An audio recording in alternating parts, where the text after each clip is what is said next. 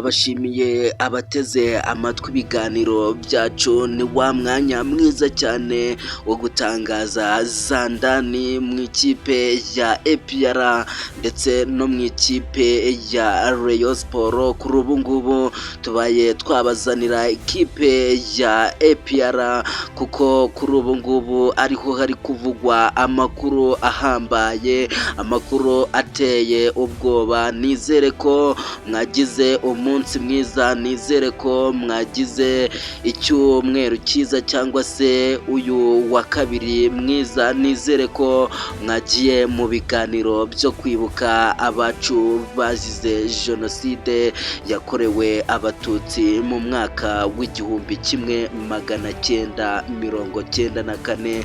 njyewe tugiye kubana ni Theogene Kwizera, nizere ko murareba iyi video mukarinda muyirangiza kuko hano niho murumvira bamwe mu bakinnyi ba ikipe ya APR icyo bagiye kuba bazira mu ikipe ya APR. Reka tuze mu kanya tube twababwira amakuru arambuye kuri aba bakinnyi bagiye kuba basezererwa mu ikipe ya APR.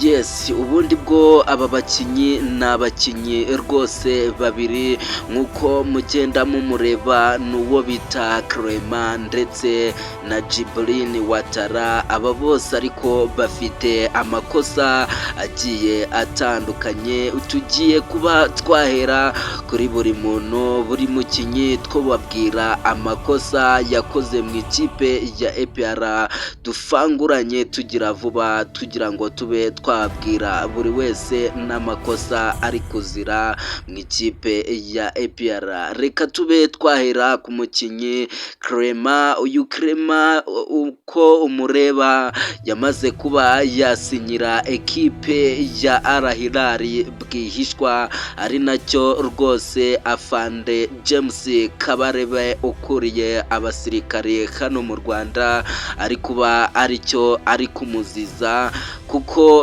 yasinye atababwiye bwihishwa bikamuviramo kuba yahanwa mu ikipe ya APR. Undi ni Djibril Ouattara. Djibril Ouattara yasinyiye cyangwa se yagiye mu gihugu cya Burkina Faso atasabye uruhushya rwo kuba yajya mu gihugu cya Burkina Faso, akaba ari nabyo bimuviriyemo kuba yasezererwa mu ikipe ya APR batitaye ngo arakomeye cyane. Baramusezereye ndetse n'abandi bakinnyi batashatse kuvugwa hariya hejuru nk'uko mumureba. Uyu mugabo James Kabarebe yari afite igitabo ari gusomamo amategeko agenga ikipe ya APR mu gihe bari mu nama igenda yiga kuri iki kibazo cy'aba bakinnyi bari uyu Clement ndetse na Djibril Ouattara.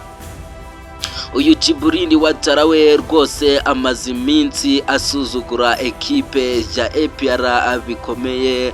Reka byinshi kuri uyu mukinnyi tuze kumukorera ikiganiro cye kirambuye.